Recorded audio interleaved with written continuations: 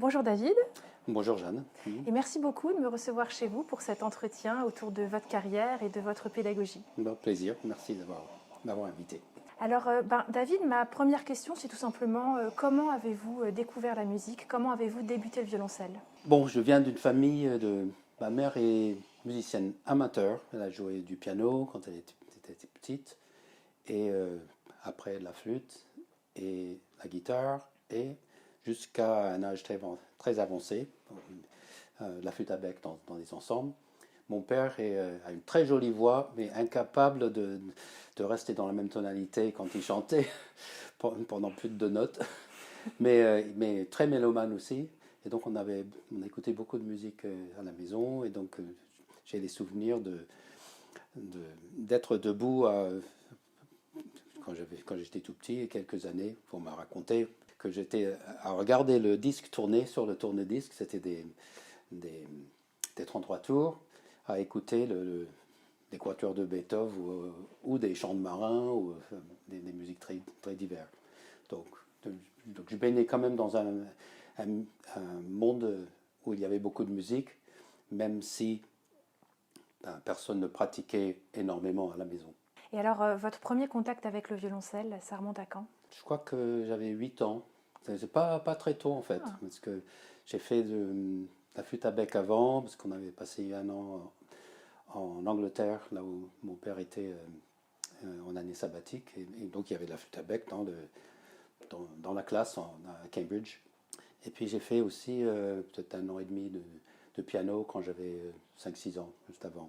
Donc, et le violoncelle est venu après. Je me rappelle le premier concert de violoncelle que j'ai écouté. On habitait à New Haven, dans le Connecticut, là où il y a l'université Yale. Et il y avait c'est le professeur de violoncelle, là, c'était à l'université, c'était Aldo Pariso. Donc je me rappelle toujours de ce concert où il a joué la première sonate de Mendelssohn. Je ne sais pas ce qu'il a joué d'autre, mais j'ai encore, je sais pas, j'ai dû avoir 8 ans, encore un souvenir de ce concert et je me suis dit, ça c'est ce que j'avais envie de faire. votre premier professeur, comment s'appelait-il? Je ne sais même plus son nom parce que c'était pas quelqu'un de très génial. Ah bon? C'est parce que c'était pendant un an et après à peu près après on avait on a déménagé. D'accord. Moi c'était quelqu'un qui jouait à l'orchestre New Haven, je crois. Mais, enfin, j'ai pas un mauvais souvenir non plus, mais il m'avait pas marqué comme m'ont marqué mes professeurs suivants. D'accord. Disons à partir de quand j'avais 9 ans, quelque chose comme ça. D'accord. Et là, c'était très particulier parce que on a déménagé dans l'État de New Hampshire, là où il y a parce que mon père avait un autre poste de professeur, et il n'y avait pas vraiment de professeur de violoncelle dans cette ville. Donc il a cherché partout. C'était une petite ville au milieu de la campagne, mais avec une bonne université. Et donc il a cherché à 100 km à la ronde pour où est-ce qu'il y a un bon professeur qui pourrait venir tous les 15 jours pour le... Et en fait, il a réussi à trouver quelqu'un qui s'appelle George Finkel, qui habitait à Vermont, de l'autre côté de la chaîne de montagnes, et mon père a réussi à recruter dans la communauté où on habitait un ensemble d'étudiants à l'université, soit d'adultes ou d'autres enfants qui pourraient faire que ce soit rentable pour ce professeur de faire les 100 km pour faire Waouh! l'aller-retour.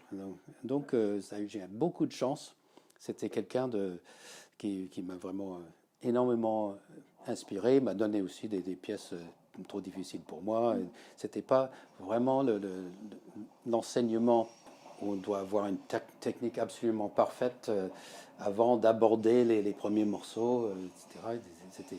Il m'a fait faire des études aussi, hein, mais je me rappelle, il m'a fait tu prends le premier mouvement de Dvorak, quand j'étais pas vraiment capable de tout maîtriser, mais il m'a vraiment donné un amour de la musique. Et c'est une famille de musiciens, et j'étais souvent invité chez eux, ils me logeaient, ils me mettaient avec tous les autres grands. Ces deux fils étaient violoncellistes qui sont des pros très, très connus dans le milieu new-yorkais. On jouait ensemble. Il n'y avait pas beaucoup de violons là où il habitait. Donc on faisait des ensembles de violoncelle, des quatuors de violoncelle, avec des arrangements de chorales de Bach ou de pièces baroques de Chambonnière ou d'autres pièces plus modernes. C'est des arrangements que ses fils avaient fait.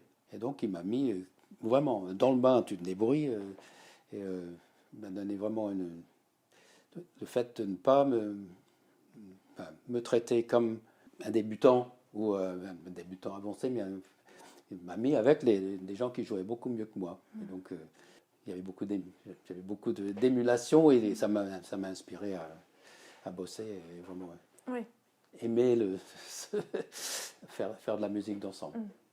Et vous n'avez pas eu l'impression que c'était pas frustrant pour vous, ça allait trop vite et que vous n'étiez pas capable de suivre techniquement? Au contraire, ça vous a inspiré à progresser? Oui, j'étais un peu inconscient aussi, hein, parce que notamment au niveau du soutien du son et tout, j'étais pas très fort. J'étais pas un bosseur non plus. D'ailleurs, j'ai jamais été, mais de travailler 8 heures par jour, j'ai jamais été comme ça, mais j'avais un genre de confiance dans l'inconscience, que ce que je faisais, c'était valable pour moi. Donc, j'ai appris après, bien sûr, qu'il fallait travailler plus pour se faire perfectionner. Mais... Vous avez pu remettre peut-être plus tard les choses à plat. Ouais. Pas complètement à plat, mais quand même. Donc après, on a encore déménagé. J'ai fait 3 ans quand on était pas loin de la ville de New York, enfin 80 km de New York. Mon père avait de nouveau un autre poste. Et donc tous les samedis, je prenais le train, un train antidiluvien pour de Long Island Railroad, ça s'appelle. C'est une ligne qui est vraiment... en France, ça n'existe plus. Avec les trains, à l'époque, quand il pleuvait dans le train. Et donc, tous les samedis, je prenais ce train-là pour aller à la division préparatoire de la Juilliard, où j'avais un autre prof et la musique de chambre. Et ça m'a aussi motivé. Parce que là, j'étais aussi avec des gens qui jouaient très, très bien. Et quand vous dites division préparatoire, le oui, c'est pre-college. Pre-college. Donc c'est quand on est entre 15 et 18 ans, c'est ça? Adolescent, okay. Oui, voilà. Parce qu'il n'y a pas vraiment des conservatoires comme en France, aux États-Unis. Ça existe, mais la plupart des écoles qui ont une renommée ne prennent seulement à partir de quand on est adolescent, sauf si on est enfant prodige ou quelque chose comme ça. Donc le pre-college, c'était la première fois que vous étiez dans une structure? Avant, c'était en cours particulier. Oui. D'accord. Donc, c'était compliqué ou c'était facile de se retrouver tout d'un coup dans un cadre, une structure avec, j'imagine, des échéances, d'autres élèves? Non, j'ai bien aimé. C'était des cours particuliers pour le violoncelle, mais il y avait aussi des cours d'harmonie. Il n'y avait pas de solfège comme on fait en France, mais il y avait de l'éducation musicale générale, il y avait des cours de musique de chambre, il y avait un petit peu d'histoire de la musique, de culture musicale générale. Et là je me rappelle d'un cours où on nous demandait d'écrire une invention à 2 voix. Et donc le mien, il est sorti un peu plus comme du Hindemith au lieu que ce soit comme du... volontairement, hein, mais j'arrivais pas à rester dans le cadre de Bach. Oui, sinon, il y avait des expériences quand j'étais... à cette époque, ou même un peu avant, à des colonies musicales qui existent toujours. À la campagne, on était pendant plusieurs semaines de suite. Et c'était pas des endroits où on fait de préparation pour des concours, comme il y a... Mais c'est vraiment pour faire de la musique, plus de musique de chambre, en fait, que de cours individuels, avec l'orchestre. Et donc ça, c'est pareil, j'étais avec des gens qui jouaient beaucoup mieux que moi, parce que c'était, disons, de 13 à 18 ans, j'avais 13 ans. Et un des violoncellistes qui était avec moi, c'est Jerry Grossman, il est violoncelle solo à la Metropolitan Opera à Paris, il jouait déjà divinement bien. Voilà. L'émulation avec des gens qui avaient plutôt plus d'acquis et d'expérience que moi. Et est-ce que déjà vous étiez dirigé vers le répertoire plutôt ancien ou c'était pour l'instant... Pas du tout. Non. Du tout. Oh, on jouait toujours du Bach, mais j'étais même jusqu'à assez tard, presque avant mon arrivée en France. J'étais plutôt méfiant envers le petit peu de ce que j'avais entendu d'instruments anciens. J'en avais pas découvert l'intérêt encore. Ça, c'est venu plus tard.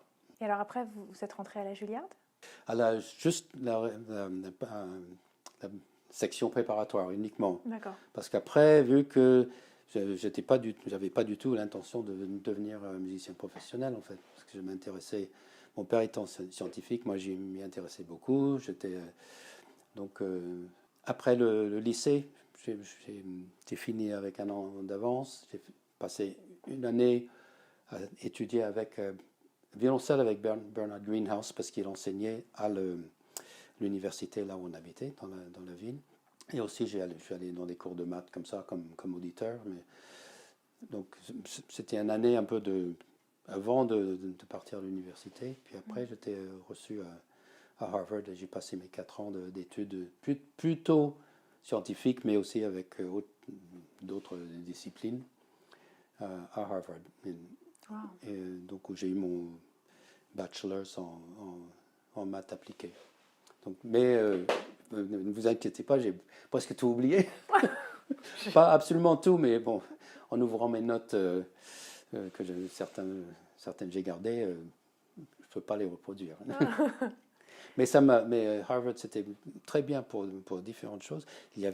Normalement, c'était une université où il n'y avait pas de pratique musicale. En dehors des groupes amateurs, de chœur ou d'orchestre, il n'y avait pas d'enseignement, sauf un cours qui était en musique de chambre, qui se passait dans la résidence de l'université où j'habitais. C'était un hasard, et c'était donné par un compositeur qui n'est pas bien connu en France, mais qui est célèbre aux États-Unis, Léon Kirchner, qui était un formidable pianiste et formidable compositeur et musicien de chambre. Donc il avait ce cours pour des gens qui devaient être acceptés dans le cours. Il y avait des gens qui, après, sont devenus vraiment des professionnels, d'autres de très bons amateurs. Il y avait notamment dans le cours, il y avait Yo-Yo Ma, qui était aussi à Harvard, et il avait 3 ans de moins que moi, donc il était en première année quand j'étais en ma dernière année. Il était dans ce cours-là. Il y avait Lin Chang, qui était aussi un violoniste très connu aux États-Unis, enfin, vraiment des gens absolument extraordinaires dans ce cours-là. Et donc, ce professeur était en même temps d'une exigence et d'une gentillesse et d'une profondeur de compréhension de ce qui se passait dans quel que soit le répertoire. On n'a pas fait spécialement de baroque, on a fait tout ce qui était classique, romantique et contemporain. Et donc dans ce cours, il y a eu aussi des invités de marque pour le remplacer des fois. Donc il y a eu Rudolf Kolisch, le violoniste qui avait travaillé avec Schoenberg et Bartók, qui est venu. Il y a Bernstein qui est venu aussi pour un cours. C'était vraiment passionnant. Et c'est un peu ça qui m'a fait hésiter. Est-ce que je veux vraiment faire des sciences ou est-ce que je veux faire la musique? Donc j'ai fait 2 ans de ce cours-là et juste de contact, tout ce que j'avais appris avec les professeurs, avec des autres étudiants, ça m'a fait hésiter. Même si je n'avais pas le temps, à cause des autres études, de vraiment me mettre à fond au violoncelle. Pendant ces années, vous arriviez à travailler pour vous régulièrement? Oui, j'avais en même temps des cours de violoncelle, en particulier avec un Benjamin Zander. C'est quelqu'un qui est un Anglais qui n'avait pas fait une grande carrière. Il était très super violoncelliste, mais il a eu des problèmes de peau, je crois, de main. Mais il était un pédagogue très très connu. Et après, même, il a fait des conférences, parce qu'il était chef d'orchestre aussi, des conférences pour des PDG sur comment mener son entreprise en comparant avec comment un chef d'orchestre comment il faut se comporter par rapport à son orchestre pour avoir les résultats les meilleurs possibles. Donc j'ai eu ces cours avec lui, qui étaient des très bons cours, et avec pas mal d'accentuation sur le son. Parce que ça, c'était pas la chose qui m'avait intéressé le plus. Mais je ne pouvais pas travailler autant que il comprenait de ma situation, autant que j'aurais voulu. Et à l'issue de vos études à Harvard, vous avez décidé de... C'était pas définitif encore. Je me suis dit, je vais prendre une année. On m'avait parlé, une amie de la famille qui était violoncelliste m'avait parlé de Navarra, avec qui elle avait travaillé à Sienne notamment. Et donc, elle m'a dit, si jamais tu prends une année avant de poursuivre les études scientifiques, va en France, va trouver Navarra. Et donc, j'ai été accepté pour l'Académie de Sienne. Je lui ai écrit, et il m'a répondu, il m'a dit de venir à Sienne avant de me présenter au CNSM. Et donc là, pareil, l'éblouissement du niveau des élèves qu'il avait, c'était incroyable de l'un après l'autre. Bien sûr, on écoutait toute la journée de cours, hein, parce que c'était passionnant avec chaque fois un répertoire différent. Donc ça m'a motivé. Là, j'ai quand même bossé, à part dans le début d'après-midi où c'était sieste absolument obligatoire, sinon on était fichu dehors de l'appartement. Mais bon, quand même bossé pas mal. J'ai fait d'autres rencontres à Sienne aussi qui étaient. J'ai eu la chance de jouer avec Salvatore Accardo et Giuranna, juste en musique de chambre, et rencontré Alain Meunier, musique de chambre aussi, qui était professeur là-bas. Et donc quand je suis venu à Paris, donc j'ai été reçu au CNSM, il y avait encore un quota étranger, etc. J'ai eu de la chance d'être reçu chez Navarra.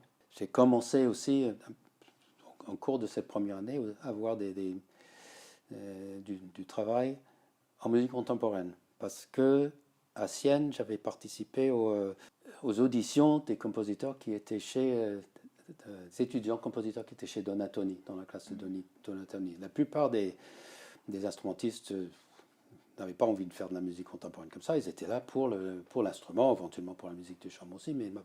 Et donc, on m'a accaparé pour ça. Et j'ai beaucoup aimé.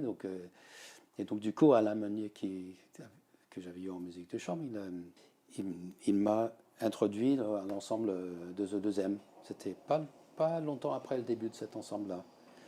Et donc, j'ai commencé à travailler beaucoup ce répertoire-là, qui est resté avec moi depuis toujours. Oui. Alors, comment ça se passait les cours avec Navarra au conservatoire? C'était un peu une remise en question. J'avais déjà un acquis, mais vraiment, il y a certains aspects de la technique du violoncelle dont je n'étais pas vraiment au courant. Notamment l'histoire de distribution d'archet. Comment utiliser son archet pour être à la bonne place toujours, pour avoir le son qu'on veut, pour ne pas se trouver mal à l'aise. Il y avait cet aspect-là, l'utilisation, comme il a bien expliqué, du petit doigt comme pas quelque chose de passif, mais comme un doigt très actif, de toute la souplesse de la main. Il m'a mis ça pas mal à plat. Et ça, je suis vraiment très reconnaissant pour ça. Main gauche aussi, l'histoire des écarts, tous des exercices qu'il avait inventés, que j'avais vraiment jamais vraiment travaillé à fond. Là, il était là pour surveiller. Il me dit, toujours en disant qu'il fallait d'abord être artisan avant d'être artiste. Donc ça j'avais pas eu suffisamment ça avec mes professeurs précédents, qui m'ont plutôt motivé pour l'aspect musical. Et donc, il a mis beaucoup de choses en place qui n'étaient pas vraiment en place avant. Et donc, quand je suis rentré à la classe, j'étais plutôt un peu plus âgé. Je crois que j'ai dû avoir... j'avais 21, 22 ans. Il y avait des jeunes qui étaient dans la classe aussi, qui jouaient techniquement avec beaucoup plus d'aisance que moi, parce qu'ils avaient fait ils avaient acquis vraiment les bases très importantes de technique plus tôt que moi je n'avais pas, ou que j'avais, disons, avec des défauts. Donc Navarra, il a été très exigeant cet aspect-là. Ça ne veut pas dire qu'il n'a pas appris des choses musicalement aussi. Hein. Je me rappelle toujours des cours sur, je sais pas, le rondo de Dvorak ou le Lalo chez Lomo, qui vraiment m'ont beaucoup marqué. Hein. Mais je crois que dans l'évolution de mon apprentissage, il était surtout important pour moi pour les aspects vraiment techniques qui m'auraient fait défaut si je n'étais pas passé par sa classe. Et est-ce que pour vous, c'est une différence, par exemple, entre l'école américaine et l'école française ou européenne? Je ne sais pas si on peut généraliser. Je sais que dans les bonnes écoles, même primaires, aux États-Unis, il y a plus d'accentuation, on donne plus d'importance à la créativité qu'aux écoles en France. On ne peut pas généraliser comme ça, mais je sais qu'il y a aussi des professeurs d'instruments aux États-Unis qui sont soit de l'école russe pour le violon, où la technique était hyper importante, pour le piano aussi. Mais c'est juste, moi je suis tombé sur des professeurs qui étaient moins branchés là-dessus. Ils faisaient de la technique aussi, hein, mais c'était pas leur focus principal. Quand vous avez terminé vos études au conservatoire, vous avez décidé de rester en France? Oui, en fait, ça s'est fait, la décision s'est faite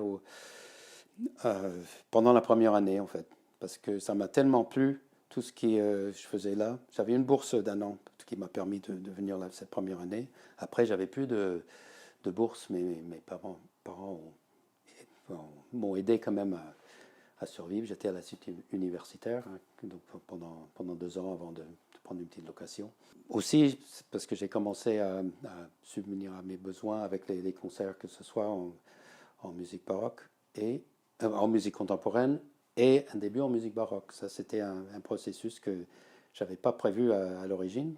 J'ai toujours aimé les cantates de Bach, etc., mais je n'étais pas du tout dans le monde de la musique ancienne. Et ça, c'est venu au cours de la première année. J'ai rencontré ma femme Noël Spitt, donc claveciniste, à Sienne, en fait, parce qu'elle avait envie dans ses cours de musique du charme d'Amba, où elle était dans la classe de clavecin, d'un violoncelliste pour faire des continuos. Et donc je me suis dit, oui, j'aime bien ça. Donc c'est beaucoup par elle que je suis venu à la musique ancienne. Donc j'avais pas d'instrument ancien, j'avais juste un mot moderne là-bas. Et pendant une période dans ma première année, quand j'ai commencé à faire un peu de musique ancienne, je prenais mon violoncelle moderne, j'enlevais toutes les cordes, je mettais les cordes en boyau, il fallait changer tout le reste, c'était pas vivable du tout. Et même l'instrument n'était pas adapté. Donc j'ai réussi à avoir pareil, mes parents m'ont aidé à acheter mon premier violoncelle baroque où je pouvais le faire régler et avoir les cordes dessus tout le temps. Donc ça m'a aidé à progresser là-dedans. Donc c'est venu par une rencontre donc, avec Noël Spitt qui m'a demandé de faire des continuos. Elle avait aussi un petit ensemble à Paris avec une flûte, un violon. Et donc on faisait des petits concerts sur des bateaux-mouches. Un des déclics pour moi pour la musique ancienne, c'était l'ensemble que Noël Spitt et moi-même avait avec le contre-ténor Henri Ledroit, qui est décédé prématurément il y a pas mal d'années, mais qui était vraiment extraordinaire. Et depuis cette époque-là, je n'ai pas entendu de contre-ténor comme lui, je peux le dire. Et donc, avec sa femme Michel, qui cherchait beaucoup du répertoire dans la Bibliothèque nationale et ailleurs, des répertoires inédits pour chant, que ce soit pour juste alto et continuo, ou beaucoup de duos, soprano-alto, qui était une forme très pratiquée à la fin du XVIIe et durant le XVIIIe siècle. On faisait des concerts avec tout ce répertoire inédit, avec des fois recopiés parce que les manuscrits n'étaient pas très lisibles. J'ai commencé à apprendre ce que c'était de faire un continuo pour plusieurs aspects de ça. Non seulement il fallait faire corps avec, là, dans ce cas-là c'était un clavecin, mais ça pouvait être aussi un théorbo-l'orgue, mais pour notre ensemble c'était plutôt clavecin. Il fallait faire corps au point de vue d'intonation, ça c'est tout un chapitre dont je suis passionné aussi après, mais aussi pour tout le phrasé, savoir comment faire que ça sonne comme un instrument de groupe de continuo, avec un instrument orchestré comme ça. C'est l'époque où j'ai commencé vraiment à énormément lire aussi, c'est les traités anciens, que ce soit pour des traités pas seulement violoncelle, hein, mais surtout pas violoncelle parce qu'il n'y en avait pas beaucoup, mais des traités généraux comme le Quantz ou Léopold Mozart, ou les traités de diminution du XVIIe siècle. Donc toute mon éducation que je n'ai pas pu faire dans une école comme la Schola Cantorum à Bâle, je n'ai pas eu d'éducation formelle dans un cadre institutionnel en musique ancienne. C'était fait par juste des expériences ou des participations à des ensembles comme la Chapelle Royale avec Philippe Herweg, qui m'a énormément appris sur Bach. J'ai eu la chance de faire des cantates et des passions, etc. avec lui.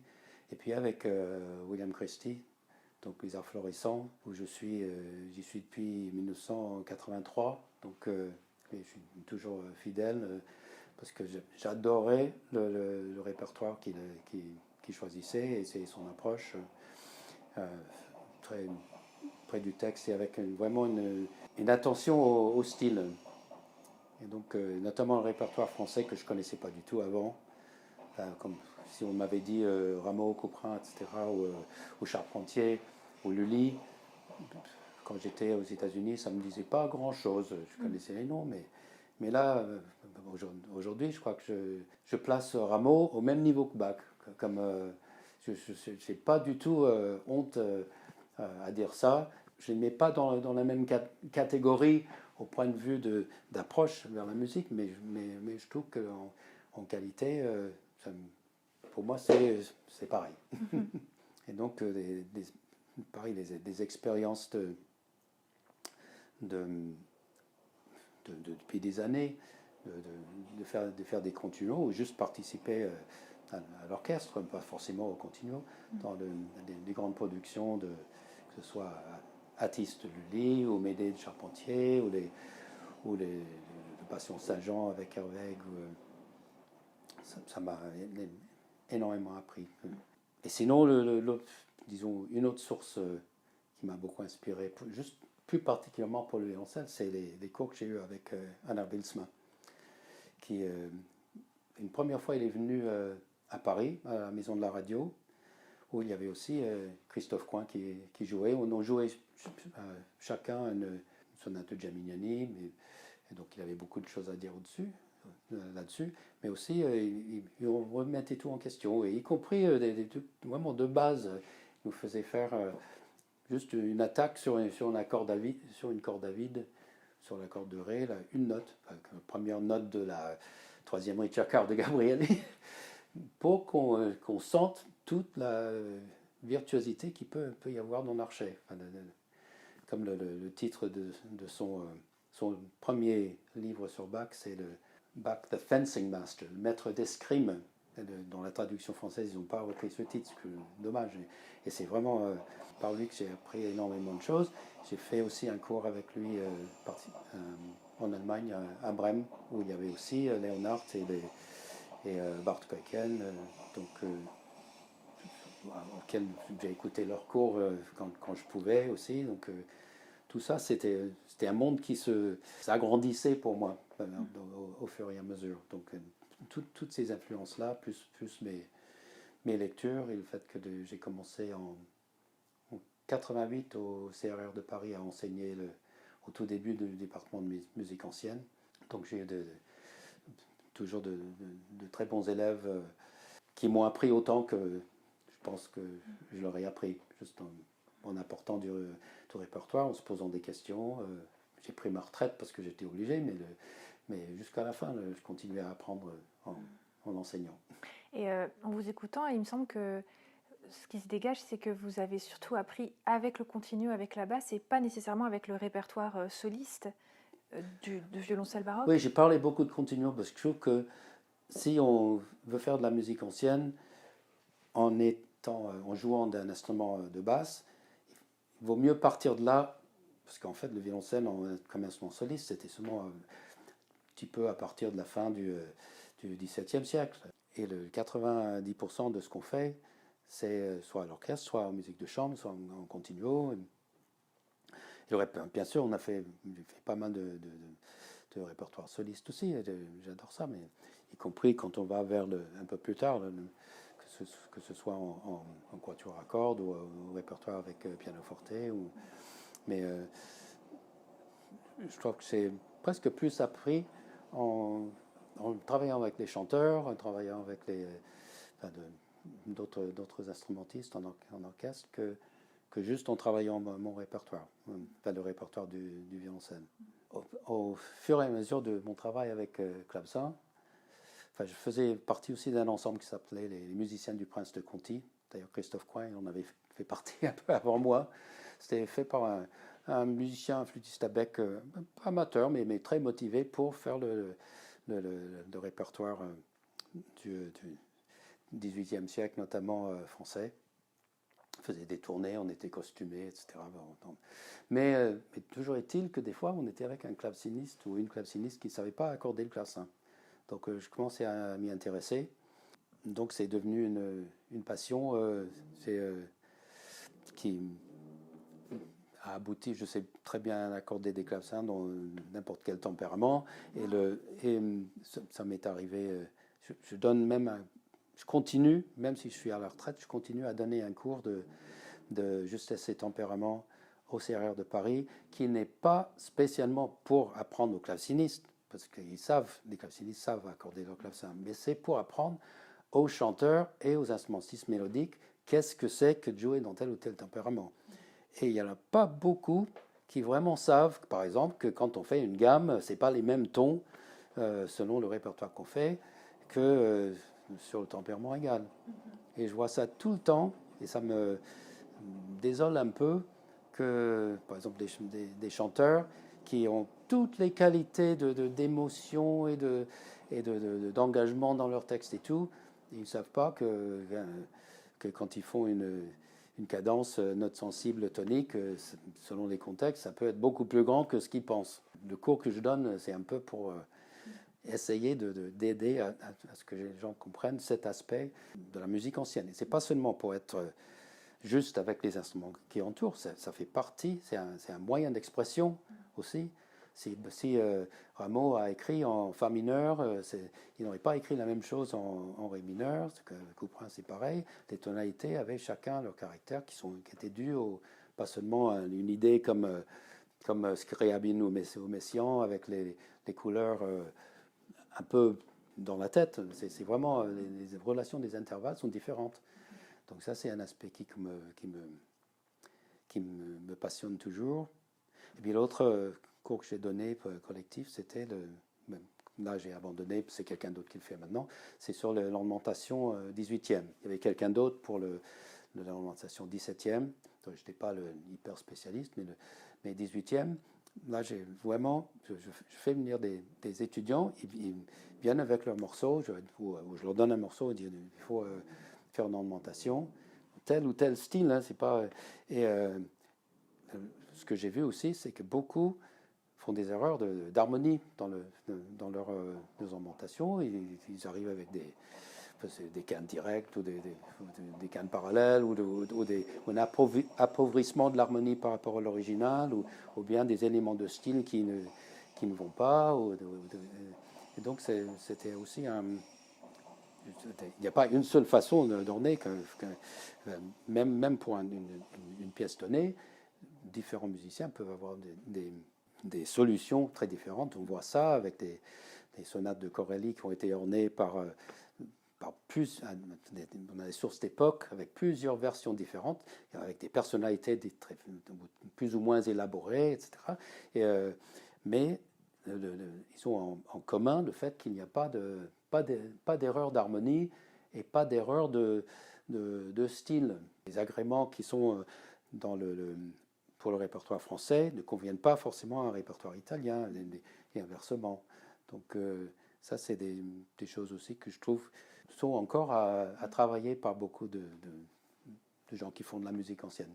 Quand on approche ce répertoire ou ces répertoires pour la première fois, il y a tout un contexte à mettre en relation avec ce répertoire. enfin, c'est une généralité facile à dire, mais autant que ce soit pour l'harmonie que pour le fait que l'écriture n'est qu'un raccourci, ou l'écriture, ce qui est sur la page ne dit pas tout. Comme exemple simple, c'est les notes sénégales, comment les faire. Il y a une époque où on pensait notes sénégales, c'est vraiment, on fait en noir croche de triolet, et c'est beaucoup plus subtil que ça. Beaucoup d'aspects comme ça qui doivent être approfondis au fil des années. Je pense que si on veut être un bon musicien en musique ancienne, c'est au moins pour les instruments à cordes, au moins 80% dans la tête et moins dans l'instrument. Bien sûr, l'instrument joue parce qu'on ne peut pas faire des choses exactement pareilles, mais les cordes, c'est un peu moins différent que les vents, où vraiment tout est très différent. Et si on a bien compris dans la tête, si l'idée est bien formée, là, on peut, à la rigueur, on peut même pas mal jouer au point de vue style sur un instrument moderne. C'est pas ce que je préconise, mais je trouve que c'est plus important la compréhension du style dans la tête, ou avoir une idée du son qu'on cherche, que juste d'avoir un instrument. Parce que c'est devenu la mode aussi de donner un archet baroque ou un instrument avec des cordes en boyau à quelqu'un qui n'en a jamais vraiment étudié à fond, juste pour jouer du Mozart, pour jouer du Bach ou du Handel. Et ça, je trouve que c'est pas bon. Et il y a des personnes qui essayent parfois même sans changer les cordes, jouer avec un archet baroque, ou l'inverse, avoir des cordes en boyau avec un archet moderne. Ça n'a pas trop de sens. Oui. Et encore, les archets modernes, entre guillemets, sont venus à l'époque du boyau. Hein. Les tourtes, c'est deuxième moitié. Il y a des instrumentistes modernes qui jouent ça sur des cordes métal, mais il les a fabriqués pour être utilisés sur du boyau. Hein. C'est vrai qu'on sent que le clavecin et la basse en général, ça a une importance particulière pour vous. Même quand on a choisi l'endroit pour faire l'interview, vous m'avez dit qu'il fallait que le clavecin soit là, que c'était très important. Et même avant de parler du violoncelle, donc on sent que la basse continue, la basse, ce rôle domine en fait dans votre carrière et dans votre manière de voir la musique. Oui, j'adore le répertoire soliste aussi, c'est pas une question, mais je trouve que par ma femme Noël, avec qui j'ai fait directeur artistique pour un certain nombre de ses enregistrements, l'intégrale Couperin, Rameau, etc. Et Louis Couperin, une partie. Et donc, ça m'a tellement appris que, plus toutes les expériences de continuo dans les différents ensembles, que je ne peux pas m'isoler de ça. J'ai moins d'expérience avec l'orgue, enfin ça c'est plutôt avec l'orchestre, mais je pourrais dire que c'est pareil. Et d'ailleurs le jeu de continuo avec l'orgue, c'est pas du tout la même chose qu'avec un clavecin. Parce qu'avec l'orgue, quand l'orgue... quand l'organiste quitte les notes, le son s'arrête, sauf dans une très grande église avec une grande résonance. Donc il faut, quand on est avec un violoncelle, avec un orgue, il faut faire très attention à la tenue de la note et comment on arrête la note. Avec le clavecin, avec un profil qui est d'une enveloppe de son qui diminue, c'est moins critique.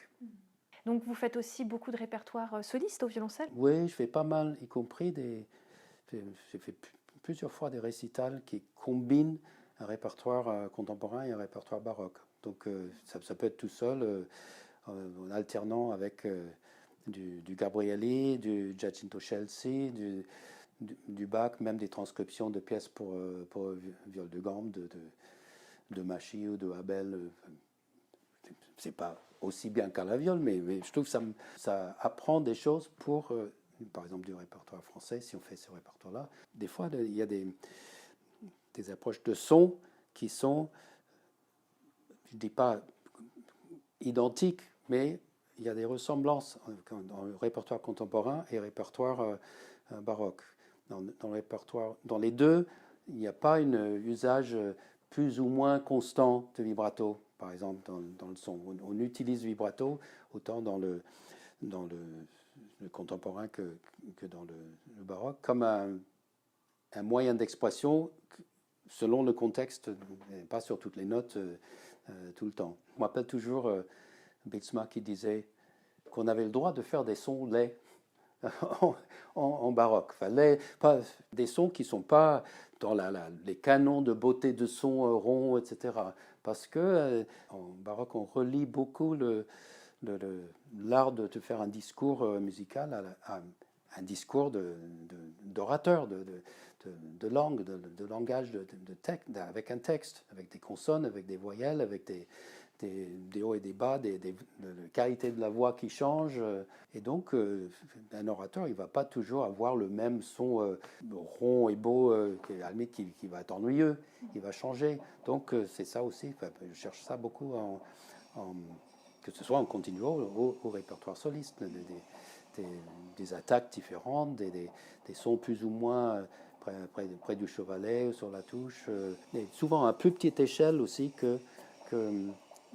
parce que, enfin, si on travaille avec un chanteur, souvent on dit que notamment au répertoire français, mais aussi en 17e italien et tout, où il n'y a pas vraiment de mélodie en soi, mélodie intéressante. Tout est basé sur le texte, et donc selon les mots qu'on dit, selon les notes qu'on joue, chaque mot peut avoir une couleur différente ou un relief différent. Et donc c'est autant à chercher dans les pièces solistes, dans une sonate ou ou une suite de Bach, comme si c'était des mots, comme si c'était des mots. Ça peut avoir une raison harmonique, une raison rythmique, une raison d'intervalle étrange ou inattendu. Il faut beaucoup de relief. Il ne faut pas qu'il y ait de monotonie toujours. Malgré le fait que dans les annotations qu'on trouve dans les partitions, il y en a très très peu. Il y a très très peu de nuances écrites ou d'articulations comme il y a dans les pièces plus récentes. C'est vrai que rien que dans les suites de Bach, on voit des interprétations qui tout double au niveau du tempo, au niveau du style, et c'est parce qu'il y a tellement peu de choses marquées et de nombreux violoncellistes prennent des libertés énormes par rapport à ça. Oui, enfin, Bach est tellement riche que ça le permet. J'ai entendu du très beau Bach au tuba. Enfin, c'est autre chose, hein, mais en même temps, on peut dire qu'il y a certaines approches qu'on ne peut pas dire sont historiquement informées. D'ailleurs, je suis assez convaincu par la thèse de Sigiswald Keuken que les suites pour violoncelle de Bach n'ont pas été écrites pour cet instrument-là, et que c'est vraiment écrit pour un instrument tenu à l'épaule, violoncello da spalla, ou si on veut. On voit ça. Enfin, je ne vais pas rentrer dans toute l'argumentation, ça se trouve sur Internet, mais rien qu'à voir le prélude de la 4e suite, qui est plus ou moins injouable pour la main gauche, sauf avoir une main complètement des écarts démesurés. Je trouve que ça se joue plus naturellement ici, mais bien sûr, ça ne va pas nous empêcher de continuer à les jouer sur notre violoncelle. Et la 6e suite, même la 6e suite en violoncelle piccolo, ça aurait été joué sur... Oui, je pense que aussi c'est un instrument à 5 cordes, comme ça, joué à l'épaule. Et parce qu'en fait, entre autres, si on regarde dans les dictionnaires de l'époque, que ce soit de Walther, le cousin de mariage de Bach, ou même Léopold Mozart, il parle de violoncelle comme instrument joué à l'épaule. Il y avait les deux, hein, et ça dépend en Italie, ça ne veut pas forcément dire la même chose qu'en Allemagne. Il faut voir avec le contexte. Ce n'était pas quelque chose de standardisé. Et d'ailleurs, les parties de violoncelle piccolo dans les cantates, ce n'est pas avec la basse, c'est avec le premier violon. C'est dans le même cahier. Donc ça, c'est aussi une preuve. Donc ça, c'est des recherches qui ont été faites récemment. J'y suis pour rien, hein. Je lis ce que je trouve. Hein, même. Et David, pour vous, c'est quoi la chose la plus importante à enseigner à un élève qui vient vous voir? Enfin, je pense que il faut qu'il y ait un amour de que l'étudiant ou l'élève ait un amour de ce qu'il fait, qu'il soit motivé, que ce ne soit pas quelque chose d'imposé de l'extérieur. Parce qu'il faut tellement que la musique vienne de l'intérieur, de soi. Il faut qu'il y ait cet amour et cette motivation. En même temps, on ne peut pas le faire tout seul. Il faut les conseils d'un enseignant, des enseignants, et donc notamment pour tous les aspects techniques, d'artisan, comme disait Nawara. Pour vraiment faire un musicien qui sera convaincant pour le public, il faut qu'il ait ce feu intérieur pour communiquer. Et ça on peut le transmettre, mais il faut que ce soit un peu là déjà. On souffle sur les braises, mais il faut que l'étudiant ou l'élève ait ça en soi pour que ça fonctionne. Sinon, j'ai jamais, ou pratiquement jamais enseigné à des petits, à des débutants, vraiment très, très, très exceptionnellement, parce que quand j'ai commencé à enseigner, c'était vraiment à partir de 88 dans le cadre du département de musique ancienne. Donc, forcément, j'avais que de grands élèves à partir de, disons, fin de l'adolescence, mais souvent plutôt de jeunes adultes. Certains qui avaient déjà leur prix de CNSM en moderne, et d'autres qui étaient moins perfectionnés en moderne, mais qui étaient très motivés de prendre du baroque. Donc, que ce soit au CRR de Paris ou dans les stages des académies d'été, c'était plutôt musique ancienne. Avec j'ai essayé toujours que ce soit tous les aspects, pas seulement l'instrument, le répertoire soliste, mais aussi de les faire travailler en musique de chambre, de faire accompagner. Ça n'a pas toujours été facile à organiser, mais ça a toujours été mon but. Ce que j'ai peut-être pas assez réussi à faire, c'est de leur insuffler suffisamment un esprit de recherche, comme il y a eu dans la première et un peu la deuxième génération de gens qui faisaient la musique ancienne. Vraiment de lire et de relire les traités, de chercher du répertoire, d'expérimenter en relation avec des luthiers, etc., pour les instruments. Il y en a qui le font, mais c'est peut-être pas tout à fait suffisamment répandu. C'est comme pour la mise en scène d'opéra. C'est un sujet aussi qui me passionne, mais qui me désole. Parce que nous, on est là, comme musiciens, aux Arts Florissants ou ailleurs, à essayer de faire le maximum pour être historiquement informé. C'est pas dans le but de l'authenticité en soi, parce que j'aime pas trop ce mot-là, mais pour faire sortir toutes les richesses d'une partition, et la mise en scène en fait partie. Quand on fait un opéra, une tragédie lyrique français ou un ballet ou quelque chose, et la plupart des directeurs de maisons d'opéra, ils s'y intéressent pas. Ils veulent du moderne, et ça casse le... Ça ne veut pas dire que c'est mauvais, mais c'est autre chose que j'aurais souhaité. Donc il y a une production aux Arts Florissants qu'on a fait, c'était le drame sacré, je ne sais pas si c'est le titre de Stefano Landi, c'est le Sant'Alessio, où justement les décors et la mise en scène qui était faite par Benjamin Lazare était inspirée de tout ce qu'il voyait dans les tableaux de l'époque. Toutes les gestes des chanteurs, les costumes, les compositions de tableaux sur la scène étaient inspirées là-dessus. Et du coup, il y avait une homogénéité esthétique de cette production que j'ai rarement vue. Ça coûte très cher de faire ça pour du répertoire français, des Rameau, des Charpentier ou Lully, mais bon, on avait un peu ça dans le premier artiste Lully que les Arts Florissants ont fait avec Jean-Marie Villégier. C'est allé jusqu'à un certain point parce qu'il manquait la gestuelle de l'époque, qui est, pour les chanteurs ou acteurs-chanteurs, c'est très long comme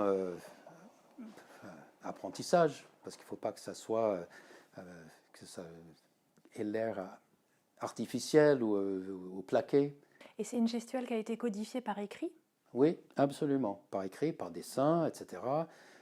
Il y a les tableaux, il y a même des traités d'époque. Il y avait des gens qui s'y sont intéressés au début justement dans les années 80. Il y avait Dean Barnett, c'était un chercheur qui avait écrit tout un bouquin sur toute la gestuelle de l'époque. Béatrice Cramois qui avait travaillé avec elle, qui avait fait des mises en scène d'ailleurs. Déjà, quelques personnes qui s'y sont vraiment intéressées, mais ça n'a pas vraiment pris. Ça va à l'encontre de ce que font la plupart des maisons d'opéra. Et faire ça sans échéance, sans pouvoir vraiment mettre ça en pratique devant un public, c'est difficile. Et David, moi je croyais que vous faisiez que de la musique ancienne, mais en fait vous m'apprenez que vous faites aussi énormément de musique contemporaine. Oui, c'est depuis toujours, même avant d'arriver en France, j'aimais ça. Et donc, toujours travaillé avec les compositeurs. J'ai fait partie de plusieurs ensembles depuis que je suis arrivé à Paris, que ce soit l'ensemble de The2M, l'ensemble d'itinéraires pendant pas mal d'années. Au début, c'est Michael Levinas qui m'avait recruté, plus ou moins à la sortie de mon prix du CNSM. Donc on a fait énormément de créations, d'œuvres vraiment très très intéressantes avec des chefs différents. J'avais des plus petits ensembles aussi, un ensemble qui s'appelait Kaleido Collage, c'était la formation du Pierrot lunaire avec chant, donc flûte, clarinette, violoncelle et piano. Donc on avait fait des commandes aussi, on a pas mal tourné. J'ai eu la chance de travailler avec d'autres musiciens comme Carlos Roque Alsina, qui vient malheureusement de décéder, et pour de compositeurs et pianistes d'origine argentine. Tous ces ensembles, c'est un bon équilibre, je trouve, avec le baroque. Enfin, j'ai eu beaucoup de chance parce que c'était l'époque, quand je suis arrivé en France, il n'y avait pas beaucoup de gens au violoncelle qui s'intéressaient soit au contemporain, soit au baroque. Donc j'ai pu faire mon petit trou là. Ça ne veut pas dire que je n'aime pas le romantique non plus, parce que j'ai fait du quatuor pendant longtemps avec des gens de l'opéra. On faisait tout le répertoire. Mais c'est vrai que mes activités en contemporain baroque ont plutôt pris le pas sur le reste, que pourtant j'adore aussi. Pour vous, il y a un lien entre la pratique baroque, la pratique contemporaine, pour avoir vraiment été dans ces extrêmes dans votre carrière et finalement avoir laissé de côté tout ce qu'il y a entre? Oui, je n'ai jamais complètement laissé de côté, mais j'ai eu moins l'occasion. Mais si, il y a un lien, notamment dans la recherche de ce qu'on veut comme son et comme discours. C'est moins un discours, dans les deux, moins un discours mélodique qu'un discours de type de son différent, que ce soit pour le baroque, plus de s'approcher de la parole, ou pour le contemporain, de toutes les recherches de sons étranges, de sons saturés, de sons, je ne dis pas des effets pour des effets, mais utilisation non traditionnelle, sons lyriques, violoncelle, comme on aime. mais l'instrument, comme d'autres, on peut le prouver, tout ce qui est des violoncellistes de l'ensemble contemporain, ou le Quatuor Arditi, ou tous ces gens-là, ils sont bien élargis tout ce que pouvaient faire les instruments à cordes de façon valable et intéressante. Et votre violoncelle, qu'est-ce que c'est? Celui-là, c'est un instrument viennois du début du XVIIIe siècle, un peu plus grand que le standard. Je l'ai montré une fois à Watteau, quand il était encore là. Il a dit « Oh, c'est rien ». Parce qu'il n'aime pas trop cette lutherie-là. En fait, il a vécu un peu, il a une fracture d'âme dans le dos, mais qui a été bien réparée. Mais c'est un instrument qui convient très bien, notamment au continuo, ou même certains répertoires solistes. Il a une très belle son dans les graves. C'est pas un ténor italien, c'est plutôt un basse ou baryton. Donc pour le continuo, c'est bien. Et en même temps, il est très très précis. Donc c'est pas un instrument que je vendrais pour 1 million d'euros, parce que ça ne marcherait pas bien comme instrument moderne.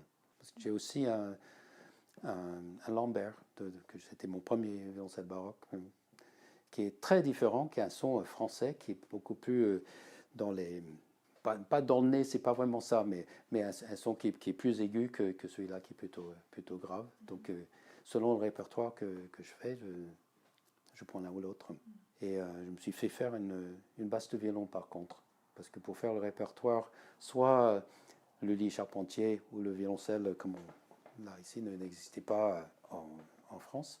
C'est un plus gros violoncelle encore que ça, et accordé souvent carrément un ton en dessous. Et je l'utilise aussi pour du répertoire époque Monteverdi, avec 4 cordes en boyau nu, y compris la corde de Do, qui est 4 mm de diamètre. J'ai l'impression d'avoir à jouer de la contrebasse. Mais bon, c'est un instrument pour des répertoires particuliers, mais qui change le son. Et là, vous avez, on dirait, des cordes semi-filées, non? Il y a deux boyaux nus, et deux c'est en 4 lines filées. Enfin, c'est du boyau torsadé, mais avec un filetage métal au-dessus. C'est des cordes de Charles Richet, et ça sonne très bien. Il y a en même temps une précision et une souplesse. Donc, surtout, j'aimerais remercier tous les musiciens et autres personnes qui m'ont aidé à me former, à m'enrichir, parce que ils sont très nombreux, même des fois ils m'ont aidé sans le savoir, et impossible à faire ça dans un vide tout seul. J'inclus mes étudiants dans cette catégorie pour m'avoir aidé à avancer. Même si en enseignant, je suis plutôt directif, je les arrête, je les laisse jouer, et puis quand ils recommencent, je les arrête tout le temps, parce qu'il y a toujours quelque chose à dire, pas forcément dire il faut faire ça, mais pourquoi vous avez fait ce coup d'archet, pourquoi vous avez accentué cette note-là, pourquoi vous avez vibré sur cette dissonance qui l'affaiblit, pourquoi vous n'avez pas vu jusqu'à la fin de la phrase, vous n'avez pas vu qu'ici il y a une belle dissonance. Je dis ça tout dans le négatif, mais des fois c'est dans le positif aussi. Hein, mais c'est pas pour dire il faut jouer comme ça, mais c'est pour que tout le temps il puisse se poser les questions sur ce qui joue, que ce soit rien comme dit Christy, pilote automatique. Puis, il nous accuse souvent de ça, même s'il n'a pas toujours tort, je trouve, mais je comprends qu'il veut toujours qu'il y ait un engagement fort sur chaque note, que ce soit en douceur ou enfin, donc pour ça, il a vraiment raison. Merci beaucoup, David. Merci, Jeanne. Merci beaucoup d'avoir partagé votre expertise, votre carrière, vos anecdotes. C'était vraiment très riche et très dense comme interview, donc un grand merci. Merci à vous. Et puis bonne continuation pour toutes vos activités. Et puis si vous avez des questions, des commentaires, n'hésitez pas à les laisser sous la vidéo, parce que David et moi serons ravis de vous répondre. À bientôt.